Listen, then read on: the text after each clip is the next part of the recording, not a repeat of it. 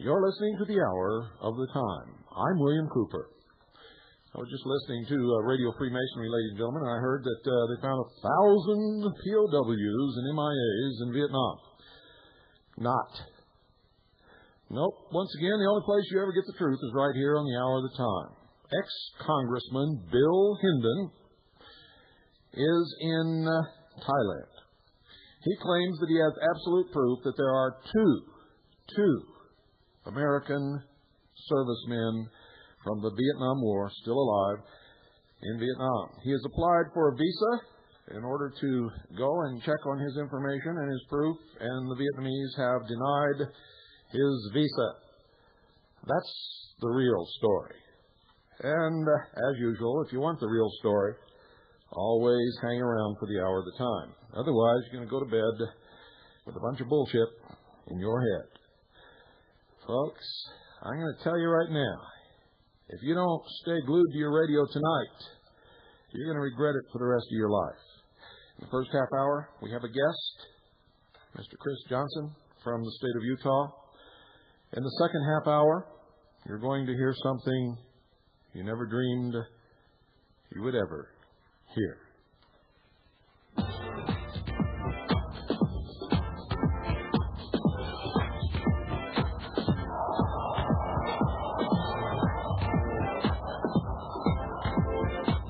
Glad you could make it. Welcome to the new world order.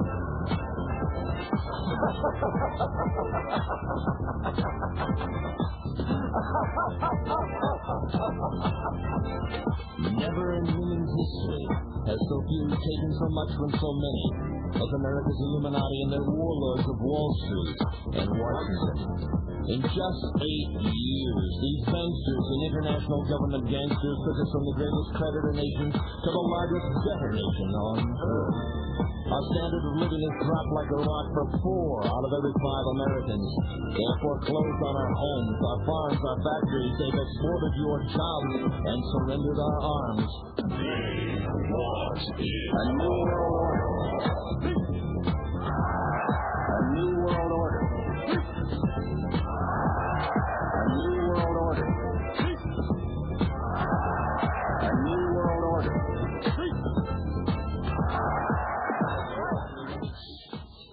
Chris, welcome to the Hour of the Time. Good evening. And you have quite a story to tell, don't you? Yes, sir, I do. Well, without wasting any time, why don't we get right into it? Why don't you tell everybody who you are, where you're from, and exactly what has happened that's brought you here? Yes, sir. I'm Chris Johnson. I am from Utah, Utah County, and I work as an exploration geologist. I've spent the last 15 years exploring for metalliferous ore deposits throughout the basin and range, and I'm well seasoned in that region of the country. And one mining district that I have been working in over the last year brought me to an experience that has left a profound effect on my way of thinking about the present circumstances in our nation today. Where exactly were you at when this first incident took place? I was out in the Tintic Mountains of the Basin and Range of Utah.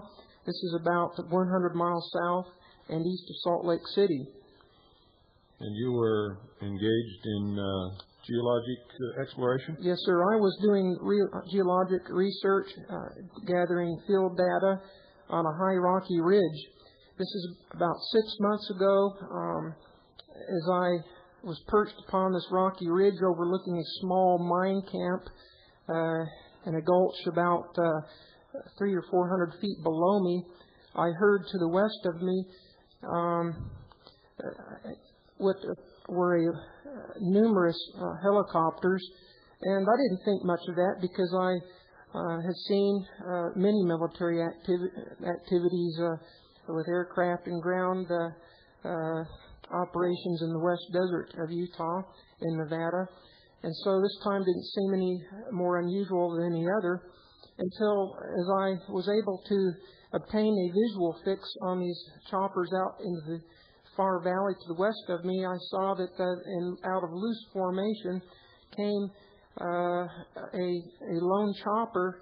It flew straight towards the canyon that I was over, and as it flew into the canyon, I was merely just amused until thereafter I became rather disturbed to see that it was hovering within 30 or 40, maybe 20 feet over the roofs of inhabited homes of this little mine camp community where there were maybe 15 or 20 families living.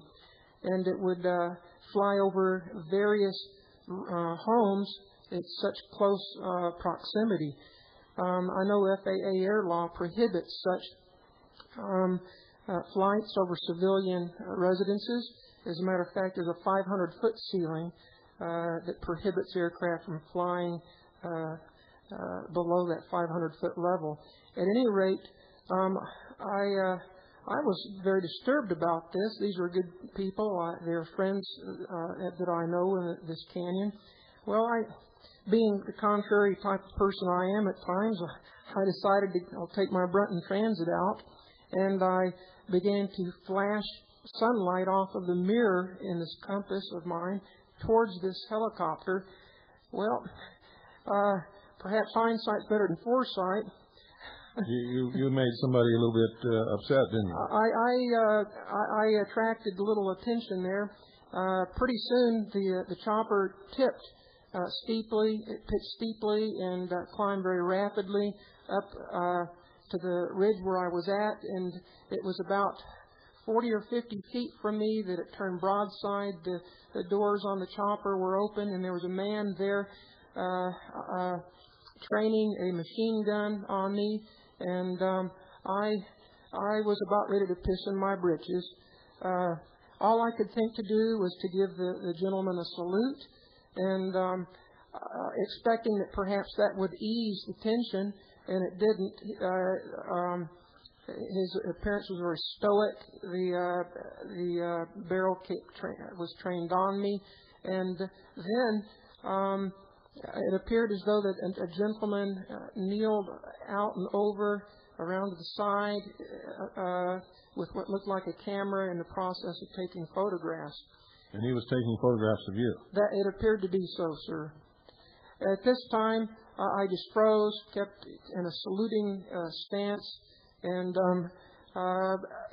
he began then to bank around me, pivot around me. And as he did so, one of the outstanding characteristics about this chopper is that there are absolutely no markings on the chopper whatsoever. And it was in broad, bright sunlight that I was able to see that it was not a dark green chopper, but a flat black chopper. And then it proceeded, as it pivoted around me, to dive back into the valley and out through the bottom of the gulch and to the west again. And that wasn't the end of it, but rather the beginning of a long train of events that eventually cost you your employment. Well, sir, at least for the temporary situation, I've taken leave of absence, and what occurred thereafter is more disturbing than what occurred on this certain day. I had immediately descended to the bottom of the canyon and found one of my co-workers, and he too had seen the choppers flying at the bottom of the gulch. I expressed to him what had happened at the top of the ridge, and we were both astounded.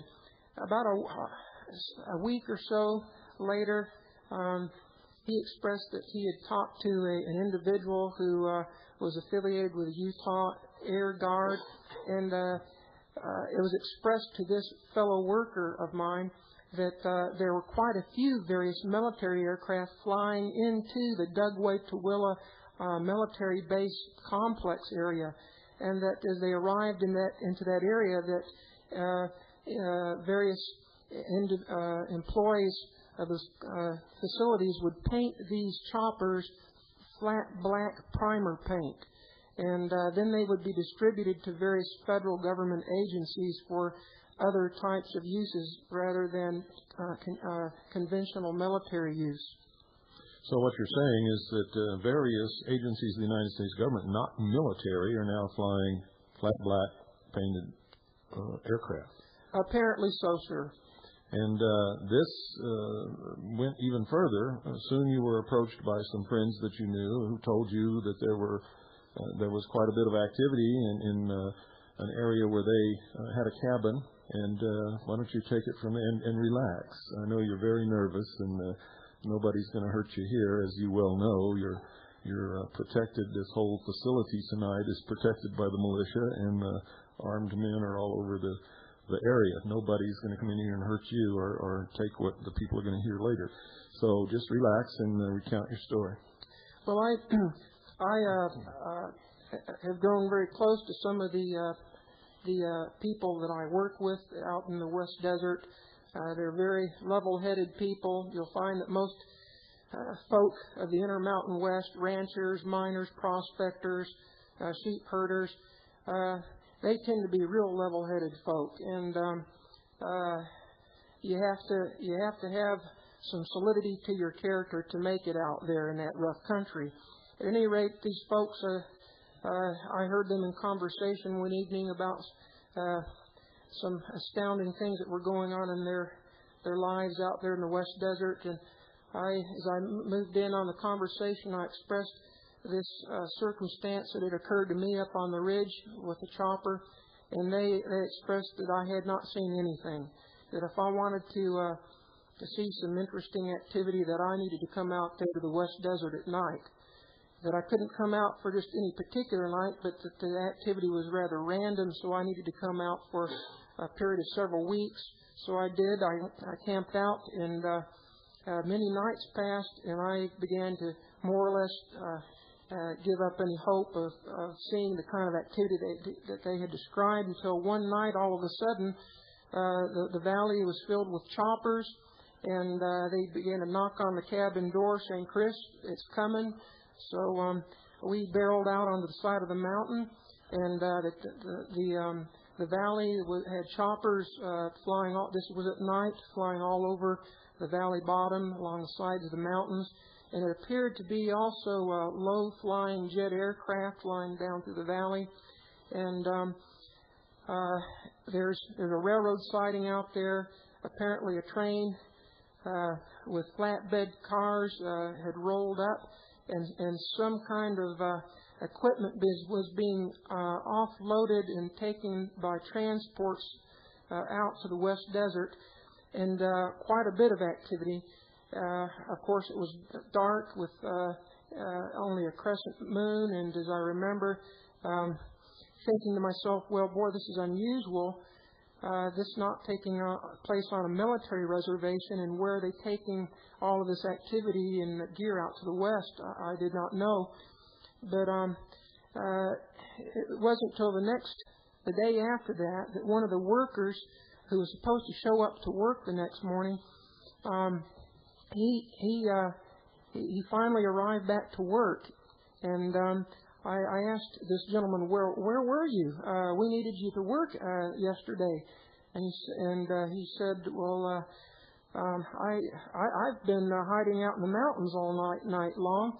I went back into town to fetch some supplies, and pulled in. As I came back out, I turned my engine over, and the oil pressure was low. Well, he got out outside of the truck there and looked out on the pavement, and there was a pool of oil there. He looked up underneath the vehicle, and the oil plug was pulled out. Well, he said, well, that can't be, because we changed that oil and we put that plug in there tight. Well, so he went back down the road, got some oil, came back, filled the crankcase up with oil, and started to proceed down the road.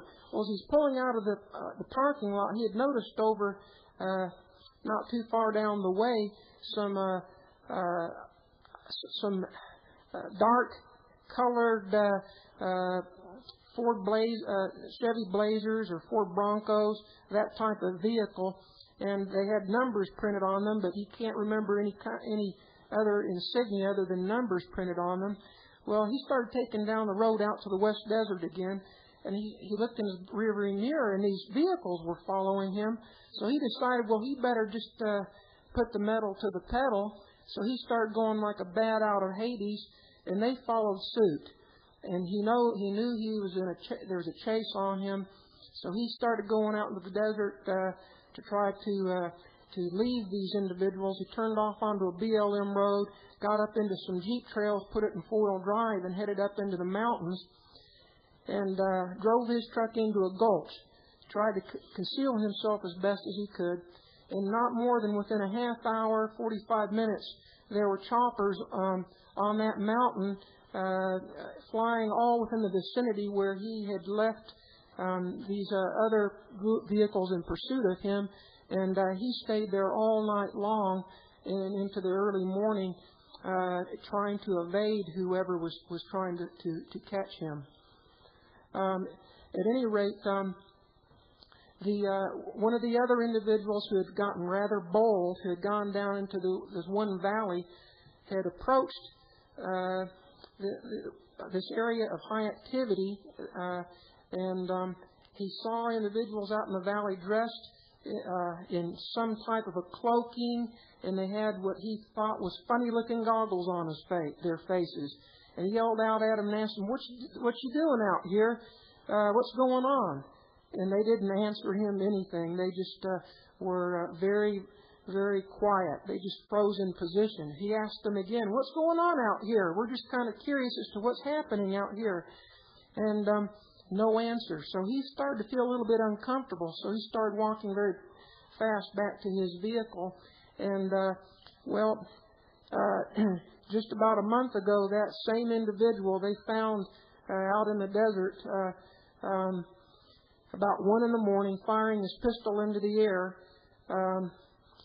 expressing, "They're coming after me, they're coming to get me." And that fellow has completely lost his mind. At any rate, he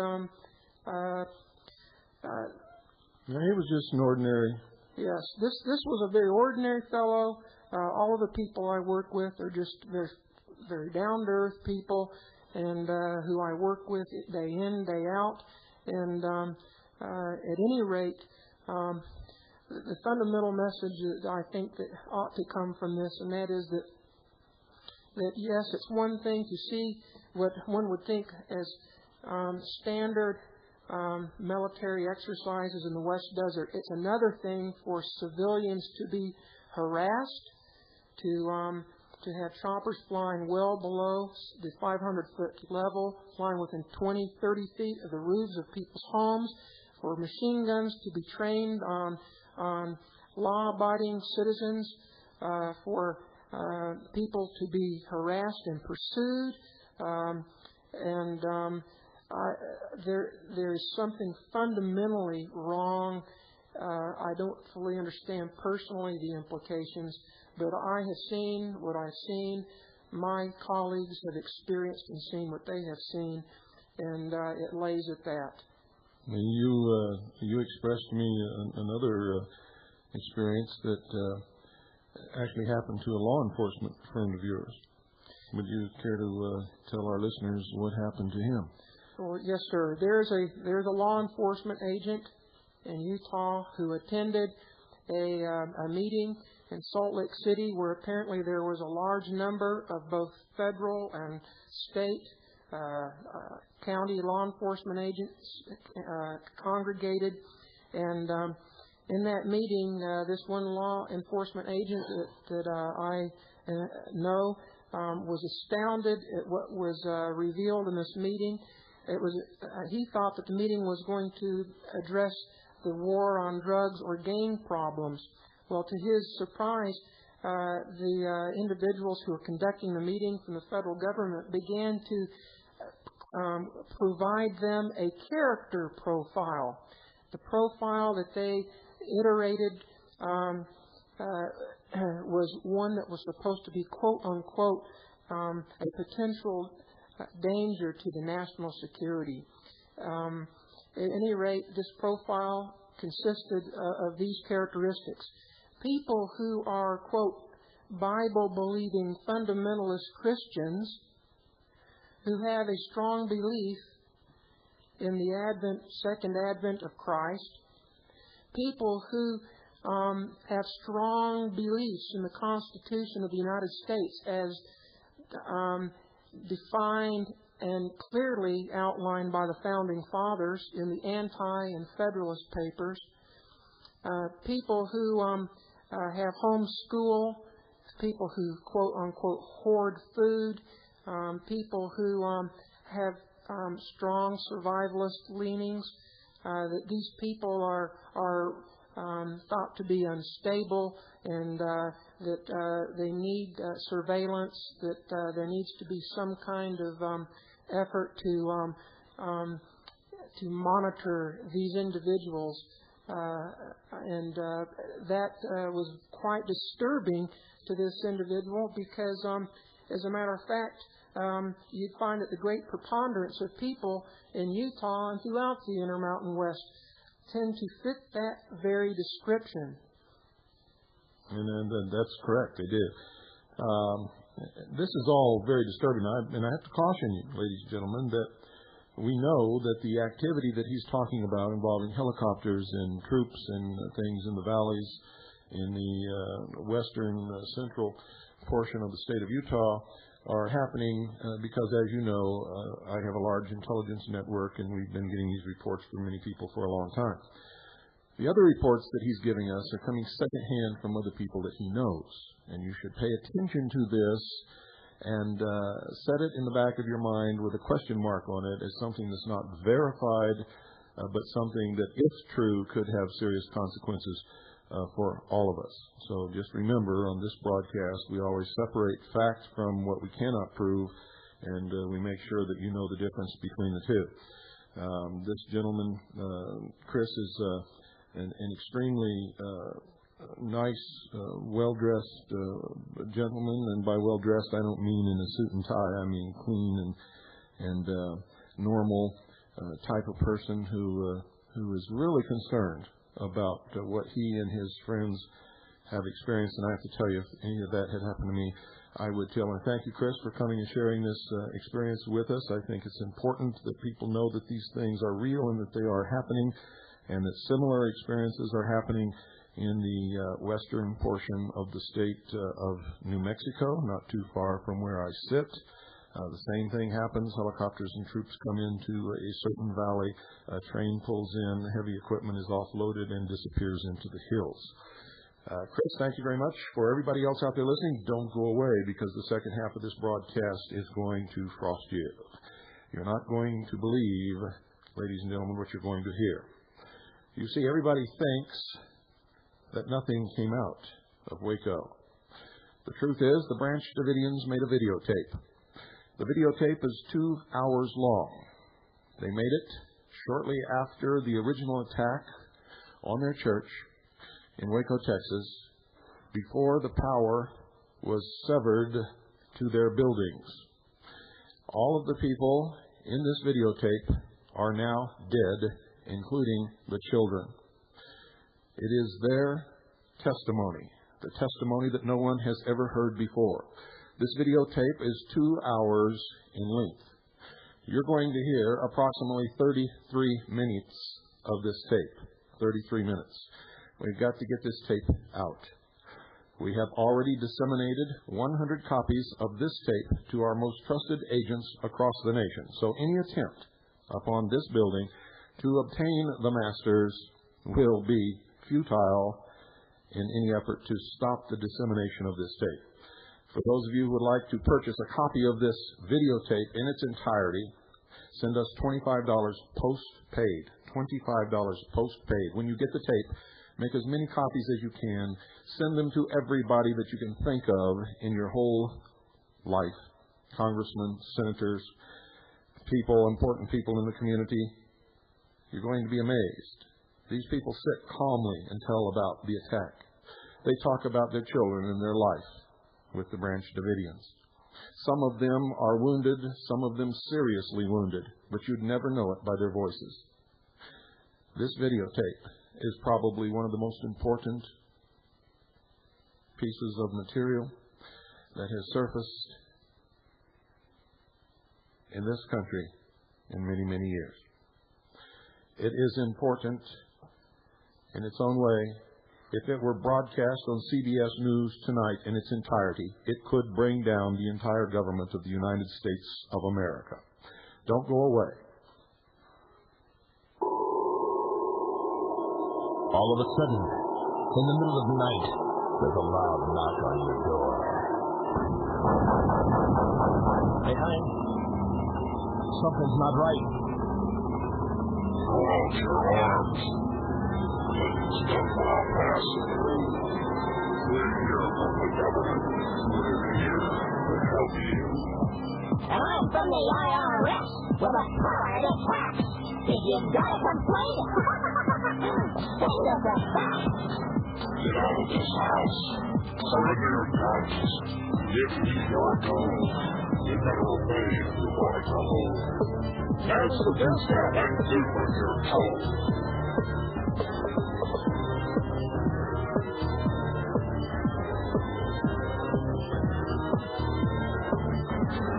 Hillary Salala, Reno Janet Dyke, reading the words of General Albert Pike, demonic founder of the Ku Klux Klan, engineer of the Masonic Master Plan.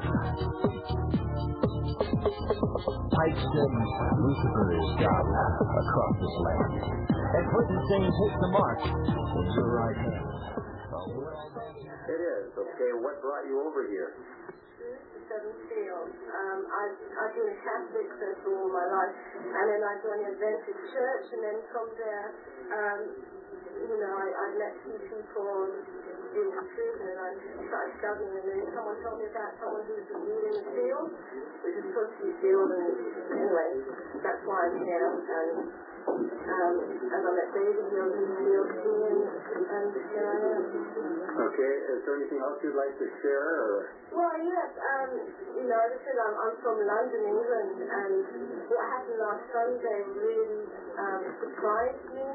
I'm shocked, I'm disgusted, I'm upset about the whole thing, because this is supposed to be the land of freedom and free religious beliefs. And, one minute everything's calm, and the next thing there's women and children where I'm staying, and there's like gunshot, and we're hitting the floor like out of a movie, didn't hear anybody give us any warning or anything. And I thought, this was the first thing, I thought, well, this would never happen in England. And it's disgusting. And apart from that, we haven't had any freedom to the press, which is disgusting also. My rights as a British citizen, as well as being in this country, we should have some sort of outlet to the media so they know what is going on here. Okay. Anything you wanted to add about any other thing that you'd like to say to the people that this will go to? By the way, I'm not sure where the tape is going. Basically, that I'm here on my own free will. I'm not being held hostage, and we are a big family here. We're very happy. This is my family. Those who do the will of God, my Father, are my family. I love those who are my family of the flesh, but until they know the truth about this message, then, I have to put this family first. So you don't choose to leave the place right now? No way. This is where I am. This is where my beliefs are. This is where the truth is being let out this time. And, we should wait and see what God has in store for the world. So is that what you're doing, is you're waiting right now? Yes, I'm waiting on God. This is where the truth is. Where else is it? This is where existence is for me in the world. There is no existence outside this vicinity. This is where David is. He is revealing the truth, and this is what the world should have been waiting for. And I'm very fortunate to be in this place at this time. Is there anything that you'd like to add?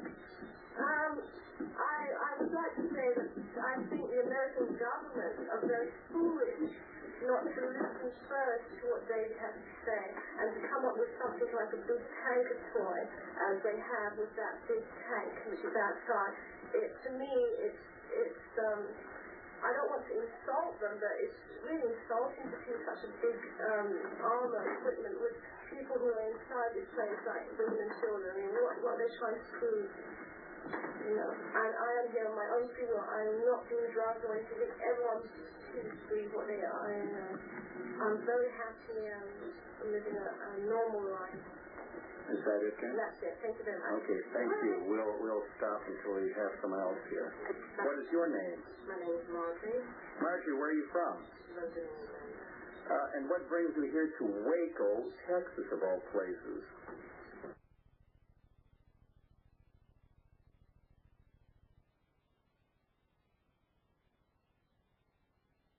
And I met someone who had been to America, had met someone who was able to reveal revelation and put passages together from different parts of the Bible. I was interested. I was told to come and see, which I did. I came over to America. And when I was shown passages in the Bible, it was mind-blowing because no one in the churches or these church leaders was able to answer my questions on things that I wanted to know. And in coming over here, things were brought to my attention. I could see things more clearly. It was a shock at first for someone to show you something which you've been looking for all your life. But then again, it was also nice to know that you found someone who could reveal these things. Okay, it sounds kind of strange, I'm sure, to most people to even hear something like that. So what have you thought of the events of just as of recently, some of the things that have been taking place, like a week ago Sunday, for instance? Do you have a reaction to that, or in response to that also, or in relation to that, do you want to make a statement about leaving or staying? Do you want to leave? No, I'm here of my own free will. So are we holding you? Am I or David or anybody else holding you? No one's holding me here. It's my choice to be here. I decided to be here. I wanted to be here. We realized also that man has made boundary lines all over this globe called an earth and has divided it up. But we believe, according to Psalms 50, don't we, that God owns all things? Okay, so again, you want to be here then? You're here on your own free will. Do you want to add anything to that, Marge? Well, the incident which happened last week Sunday was a shock. When you see these things on the television, you can walk away from it, but when you're actually on the scene when an incident happens, it's frightening. You know, 1 minute you're looking out of the window, seeing 3 helicopters, and the next minute you hear firing and you're on the floor with bullet shells flying all over your head. It's frightening.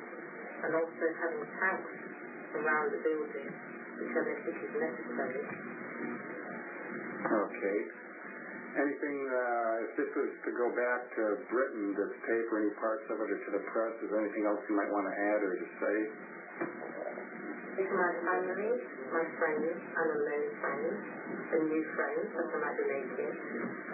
That I'm fine, as they can see. Because of my own free will, I am happy with the people who I am with, as you can see.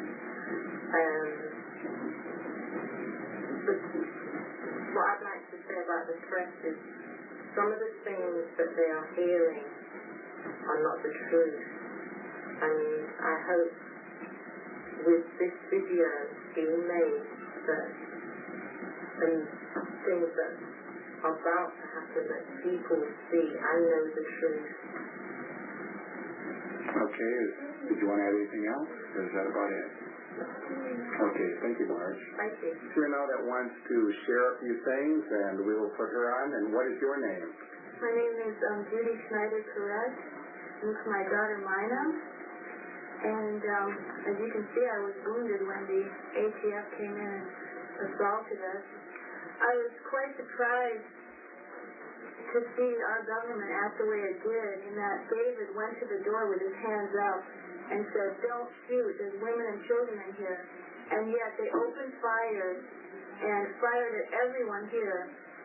It's just amazing. I don't really expect anyone to jump on our bandwagon right now and believe what we believe after just hearing little bits and pieces. I've been in the message since 1986 studying with David and just learned so many astounding things. I just think now we need to sit back and see what really is going on in our government.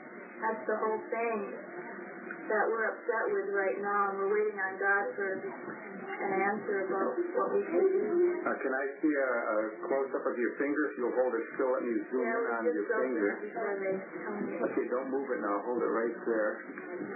I will try to see if I can focus it in a little better than what I have at this point in time. Okay.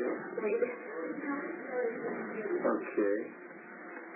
What happened there with your finger? You were just sitting there. I was told you were nursing the baby or one of the babies, or what was it? Yeah, I was just sitting there with my hands sort of like this, and bullets were coming in our window. A lot of our clothing was damaged from bullets, and I'm glad we weren't more than this. That's a very fat finger you have there. Yeah, it's kind of swollen. I just spoke to a doctor on the phone. He said it's quite dangerous. He thought I should come out and get treatment, but I asked him why doesn't he come in here, because I don't really trust what they might do out there as far as were you a person hostage. Were you hurt any other place, or did you have any other injuries? Right. I was sitting here kind of like, I'm not exactly sure it happened so fast, but at any rate, it went up this finger into my hand and out my shoulder. Okay. What brought you here in the first place to Waco, Texas? To study with David. Okay, and a question that everybody wants to know, do you want to leave? Are you being held here against your will? I want to leave when God says go, but no, I don't want to go out there on my own without David and everyone else, the rest of my family. We're all family. So no one's holding you here against your will? No one would be holding anyone here against me. Okay, were you able to see a video that the agency sent to us showing some of the children that were at their facility, wherever they're at? The video we saw today of them running around crazily, eating candy, drinking soda pops, jumping around like wild maniacs, watching videos, and yeah, we were all quite upset to see our children behave like that, because they've always been well-mannered and disciplined, and they don't eat candy in between meals and only on rare occasions. It's not good for your teeth or health or anything. So you see that as being a cause of hyperactivity in children, something they already I mean, we love the kids. They can't help the way they're being cared for. And I guess that's the only thing that people out there really know to do. Is there anything else you might have to say to the American people or to anybody that's on the outside, your family maybe, your friends? Well, I love you, Mom, of course. You know that. And I love all my family, and I just hope everyone doesn't jump to making decisions before they've heard our side, because right now all you're hearing is the press. You're getting a very perverted press. They're not allowed to broadcast live. It has to be taped, and it has to be cut out and changed, stories, all kinds of lies. I mean, like the lady holds up a board, this is what the ATF used, and this is what we use. I'm like, wow, I never saw one of those before. I mean, there's so many lies. They change the stories all the time. You just need to trust God. I mean, trust God, read your Bible, know what you're talking about. What are you doing with your life? What do you do every day with your life? Is it something God approves of? I mean, before you judge us, make sure your own life is clean. Would you want your life broadcast from the day you were in high school, what you did, who you went out with? You know, I mean, we're being stripped naked, so let's make sure when that happens to you, you're ready too to meet God. Is there any final comments you'd like to make? I thought that was it. Okay. Well, thanks much. What about Mina? Does she want to say anything? Say hello to your grandma, grandpa, and your aunt too. Wait too. Say see you. Wait. Okay, thank you. We'll go on to someone else. ladies with me, and we'll start out by finding out what their names are, and we'll start with the one on the far left. And what is your name? My name is Lisa. And how old are you, Lisa? 13. 13. And who's next to you? Abby. And how old are you, Abby? I'm 11. You're 11. And who else do we have here? I'm Rachel, and I'm 13. You're 13, and? Audrey, and I'm 13. And you're 13 also. Of course, as everyone else, we've asked, why are you here? And we'll start again with Lisa. Lisa, what brings you here to Texas? Well, my dad and mom brought me here when I was little. When you were young? Yeah, I was young. So you didn't really come here by choice then, per se, did you? But now that you're, how old are you again? 13 years old. Would you like to leave? No. You don't want to leave? Even though there are always events have been taking place with the gunfire and the possibility of more, and not knowing what's going on, you still don't want to leave? Are you being held against your will? No. Are you sure? Okay. What about Abby? Abby, what are you doing here? What brought you here? Well, I came here with my grandma when I was about 5. When you were about 5?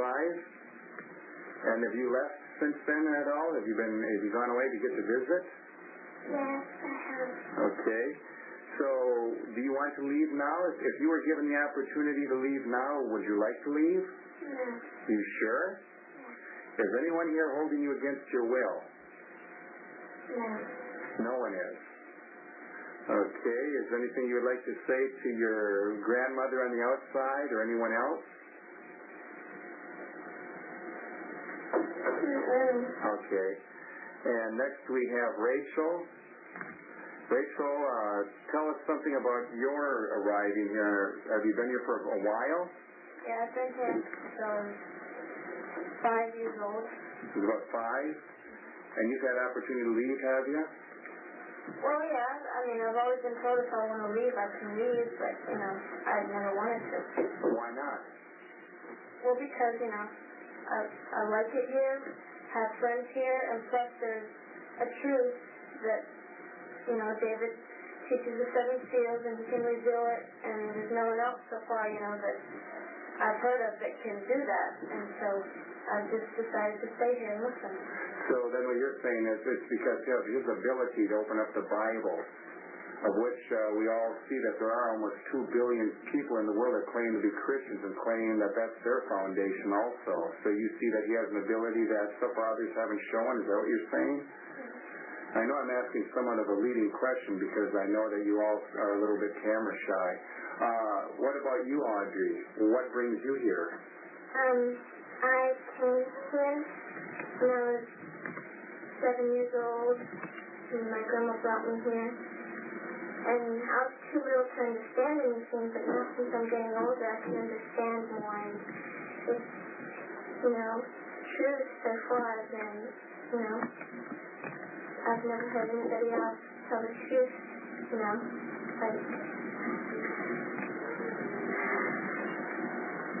Okay, like David apparently is what you were thinking of. Okay, let's see. So another few questions we've asked everybody. Is there anything you want to say to friends or family or anywhere else? Or do you want to... Okay, I don't have anything to say. You don't have anything else to say? Really? Okay, what about you, Audrey? Folks, the heavy machinery that you hear in the film from time to time is the tank moving around the building. Also, you will hear banging, sound like carpentry going on. That's the branch Davidians trying to put something more substantial between them and the government agents outside the building. And clear that, they just don't want to listen. I don't understand that. So you're wondering why more people aren't interested in the Bible and it being unlocked? Is that what you're saying? And to see what's for us for the final days? Okay, I understand. Anything else? I guess that'll do. Okay, well, thank you, girls. Else here, and we'll ask for you to identify yourself. What is your name, please? My name is Lorraine Sylvia. Lorraine, Sylvia, do you also have a family here, or a partial family, or what can you tell me about that? Yes, I do. I have a daughter here, Hollywood. Okay. And I have my son I sent out. And what is his name? His name is Joshua. So Joshua, have you been able to see anything or hear anything of Joshua as of recent? Well, when we first sent him out, he was able to call up that night just to come get a ride. And then today I saw a videotape of him. And I've got to tell you, I was not impressed. Why were you not impressed with the videotape? Well, they had all the children in a room, and the kids were all going wild and jumping around, and it was like they had no discipline, no correction, and we just don't do that with our kids here, you know. Okay. The kids are supervised all the time, and, you know, our kids will go into a Bible study, they'll sit for hours quietly and peacefully, and when I saw this video, they were acting like wild animals. Okay, so that bothered you then. Okay. Why are you here in the first place? Well, 8 years ago, David came to my home in Massachusetts, and he was presenting Bible studies to my family. And I just saw that he had something. He was able to take all the books of the Bible and harmonize them, line upon line, precept upon precept, and it made sense. And it was something when you read it yourself, you couldn't see it. But once he showed it to you, it was readily understood. There was just no debating it. Okay. Do you have a desire to leave here? No. I have no desire to leave. And nobody is holding a gun at my head to make me say that. None whatsoever. Okay, so no one's holding you back, keeping here, threatening you, or anything else? If God says to wait, then I intend to wait. All right. And a lot of people have said that, but what do you mean if God says to wait? Is God talking to you or something? No, God does not talk to me. The book of Revelation shows that God has a book in his hand, and he hands that book to someone, he hands it to the Lamb. He's the only one that can reveal the book. God does speak to someone, and David has shown me the field. David, God says, wait. I've trusted in him this long. He's proven himself to me. I'm going to wait. Okay, I see. Also, would you have anything you wanted to say to family elsewhere or friends, or do you have any statements to make about the incident that happened maybe 10 days ago? Anything you'd like at all. It doesn't even have to be that. Okay, first, the incident is just a total outrage. Why is that? I don't know how the American people can stand by and watch such a thing take place. We have people out here, we have all these people, women, children, tiny babies. These men came in here and they started firing on us. The bullets came through the walls and people were killed, people were injured. And this is America. Okay. Is there anything else you'd like to say or add? To my family, I love them. Please take Joshua.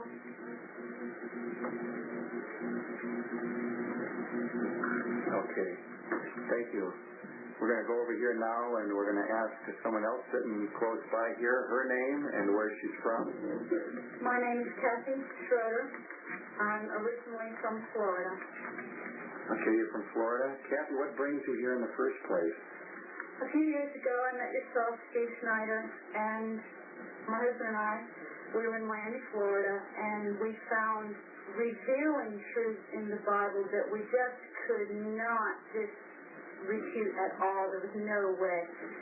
We eventually came and met David Koresh and found that he was doing the opening up of these truths and have stayed to listen to everything we could. And everything, like Larry said, precept upon precept, line upon line, here a little, there a little. The whole Bible, every book of the Bible, tells the same prophecy, tells the same thing. And I wouldn't know that were it not for David Koresh. Okay. So, do you have also any children, or where's your family? I have 4 children, 3 by an ex, and 1 from my late husband, Mike Schroeder. They are not here with me right now. The incident that happened Sunday that nerve-wracked everybody, I mean, women and children were in our homes, just totally shocked with barrage of weaponry fired upon our home. course, me and the children all got down, and we all safely made it through that original gunfire, but it scared me too much to allow them to stay here. So my children have been released. They are out. And I found out today that the 3 that do belong to my physiologically my ex's children, he has custody of them now. I found that out today. And what about your youngest? Fourth, he turned 3 Sunday. He's the youngest. He is still in state custody as far as I know.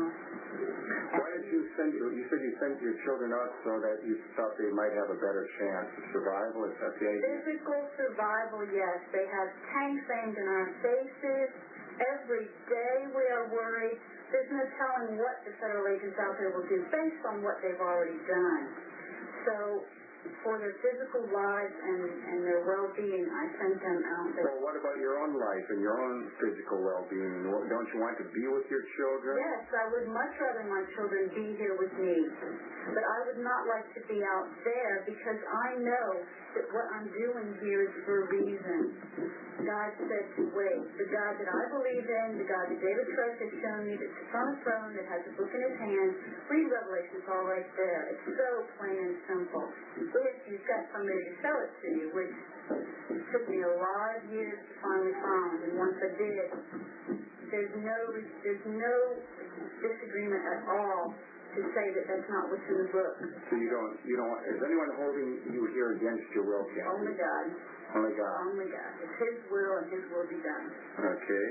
Did you see that videotape of your children today? Yes, I viewed that videotape. I was a little disappointed in a couple of my children jumping on couches and making silly faces and just really going crazy. Had they been in my possession, had I been with them at the time, they would not have acted so radically. Is that to say they're not allowed to have fun? No. My children have fun, but they were quite undisciplined, unsupervised at the time the video was taken. And that's not something that you would like to see then? No, my children are constantly doing schoolwork when they're with me. They're constantly working and playing. Well, when it's supervised, when it's well supervised, they do a lot of playing. They do a lot of exercise, but not jumping on couches and tables like I saw my young daughter doing today. Would you like to see this all resolved, the situation, or maybe back as it was? What are your thoughts about that? What do you mean as it was? Well, about 10 days ago, we were all coming together studying the Bible. It was things as usual. Before the ATF got involved. Right. Okay, yes, I would love to see the situation resolved. I would love to have my children back, and I would love to have my ability to worship God in the way that I feel I want to worship God, which is our American right. I would love to have that back. But as it stands right now, I can't worship God the way I want to. They're taking that from me. Is there anything else you'd like to say? One more thing I would like to tell the public, if they can and find this out, that I am really tired of the lies. I'm really tired of hearing the stories federal agents have told the public, seeing as how we have no press coverage directly from this facility, from our church. We have no one telling the world our side. And I am watching and listening on the radio, watching on the news reports, the press conferences, watching the lies that the federal agents have told. It's astounding day after day how far they go. And that's just one agency. All of the other agencies back there are going to back them up. That's including our federal government. We, the people, don't run this government anymore. We, the people, don't run this country. They do. And they tell all the lies they want. And I'm just... But do you think all of these men are like that? Do you not see that there might be some sincere that are trying to do their best from their vantage point? Those that are trying to do their best are trying to do their job. They have a family back home, too. But they don't understand what the system is doing. If they did, they would speak out against it. Is there anything else you'd like to add? Just that I love my family, and I hope that my ex does try to get custody of my youngest child, Brian. That's very important to me. And that the children know that God does control the situation. No matter what happens, God is in control, and I believe that totally. Okay. Thank you, Kathy. have someone else here now. May I ask you your name? My name is Teresa. And where are you from, Teresa? I'm from England. You are. What brings you over to America, of all places, here in Texas? Well, about 4 years ago, I was seeking truth about the Bible. I was wondering why we have a Bible that we don't understand, you know. So I started inquiring, and one day found someone else to talk about this, and they told me someone was coming over from America, and we arranged to meet that person. We could use it. Ladies and gentlemen, that's about all the time that we have. Now, I want you to understand that you can purchase this tape. It's a videotape. It is 2 hours in length. If you would like to have a copy, send us $25 plus $5 postage and handling. That's a total of $30. That's $25 plus $5 postage and handling for a total of $30 to the Intelligence Service, Post Office Box 1420, Sholo, Arizona 85901.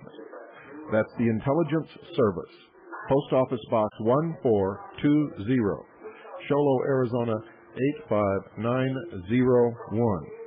We have gone to a lot of expense to safeguard this tape. We have distributed 100 copies into the hands of our most trusted agents across the country. Any attempt to destroy this tape or stop us from distributing this tape will be futile. So, for those of you who are committing treason against the people of the United States of America, and indeed the liberty of the world, you'd better think twice. The militia of the state of Arizona is guarding this facility from this time forward around the clock. Good night, ladies and gentlemen, and God bless each and every single one of you.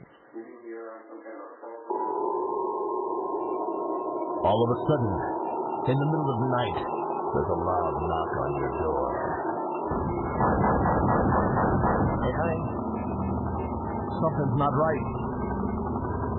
Pull out your arms. Then we'll massacre. We're here from the government. We're here to help you. And I'm from the IRS with a power to attack. If you've got a complaint, send us a fax. Get out of this house. Surrender your charges. Give me your gold. You better obey if you want to hold. Now produce that and do what you're told.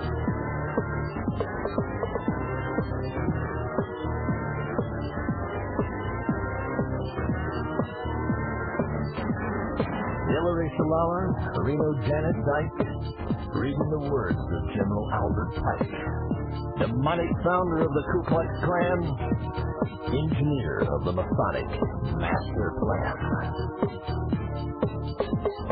Pike said Lucifer is God across this land, and Clinton saying take the mark in your right hand.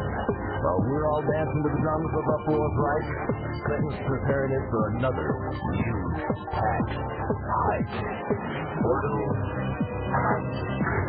Order out of chaos, depression, inflation, creates a panic and rapes the nation. Crisis creation. Incite black and white. Program agitation. Saying take the mark in your right hand. While we're all dancing to the drums of uproar's right, Clinton's preparing it for another huge tax hike. Or creation. Incite black and white. Program agitation. The mark in your right hand. While we're all dancing to the drums of uproar's right, Clinton's preparing it for another